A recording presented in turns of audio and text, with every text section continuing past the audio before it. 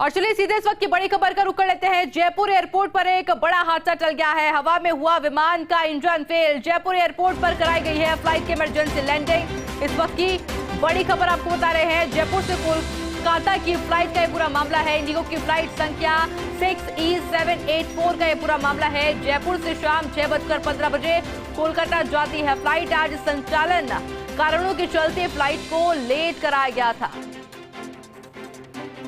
और देखिए शाम 8:25 पर जयपुर से रवाना हुई थी फ्लाइट। करीब 17,000 फीट की ऊंचाई पर विमान का एक इंजन फेल हो गया है। पायलट ने तुरंत ही वापस जयपुर लौटने का फैसला किया। और उस वक्त देखिए जिस वक्त विमान में 160 यात्री सवार थे, जो कि फिलहाल सभी सुरक्षित बताए जा रहे हैं।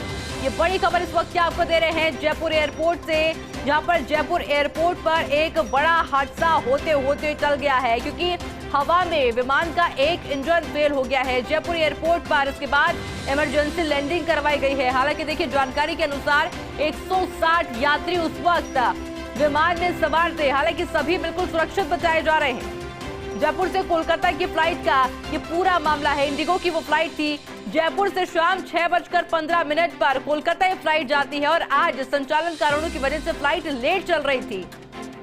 और इसी खबर पर अधिक जानकारी के लिए मेरे साथ सहयोगी जियाउद्दीन भी जुड़ चुके हैं। जियाउद्दीन, क्या कुछ अपडेट आपके पास पूरे मामले को लेकर?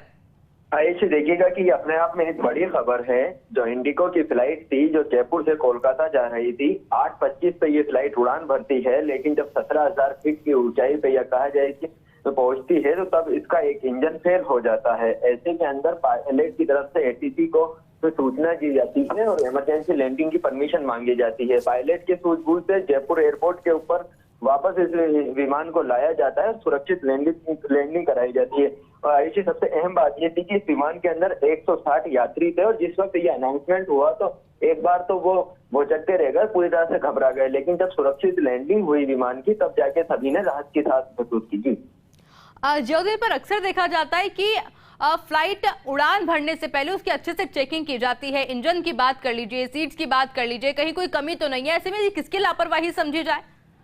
देखिएगा कि ये चूंकि विमान का जो फिटनेस होती है उसका फिटनेस सर्टिफिकेट होता है और बाकायदा जो तकनीकी कर्मचारी होते हैं, जो इंजीनियर होते हैं, लगातार विमान की बारीकी से जांच करते हैं हर उड़ान से पहले, और पायलट भी इस बात को जांचता है और परखता है। लेकिन अचानक जिस तरह से ये मामला सामने आया, कहीं ना कहीं इंडिगो एयरलाइंस के ऊपर सवाल निशान खड़ा करता है।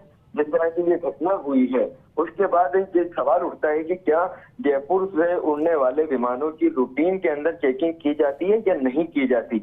अगर की जाती होती तो इस तरह से बीच हवा के अंदर एक इंजन का फेल हो जाना, क्योंकि विमान के अंदर डबल इंजन होता है तो इस वजह से उसकी सुरक्षित लैंडिंग हो गई। अगर इंजन दोनों ही फेल हो जाते तो किसी तरह की कोई बड़ी घटना हो सकती थी, अनहोनी हो सकती थी। अभी तक इसको लेकर इंडिगो की ओर से कोई स्पष्टीकरण नहीं आया है, ना ही किसी तरह की कोई बात की गई है। फिलहाल इंटरनली अभी इसके ऊपर जांच चल रही है। जांच के बाद ही समझ में आएगा, सामने आएगी बात कि आखिर क्या वजह रही जिसके चलते ये इंजन फेल हुआ और इसके अंदर कारण क्या रहे, कौन इसके लिए जिम्मेदार है। जियाउद्दीन, फ्लाइट 2 घंटा लेट चल रही थी, इसको लेके क्या कुछ कारण? देखिएगा क्योंकि पिछले कई दिनों से जयपुर एयरपोर्ट से कई ऐसी फ्लाइटें हैं जो लगातार देरी से संचालित हो रही हैं। वहीं जो फ्लाइट संख्या है 6E784, ये 6:15 के ऊपर जयपुर से कोलकाता के लिए फ्लाइट रवाना होती है। इसका शेड्यूल तय है, लेकिन आज तकनीकी कारणों के चलते इस फ्लाइट को 8:25 के ऊपर जयपुर एयरपोर्ट से रवाना हुए।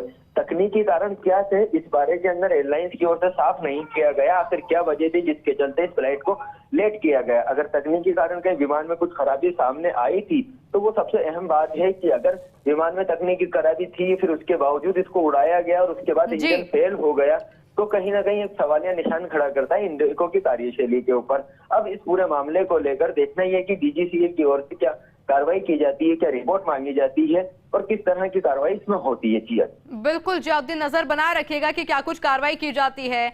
आपसे आगे भी अपडेट लेते रहेंगे। फिलहाल के लिए आपका बहुत बहुत शुक्रिया।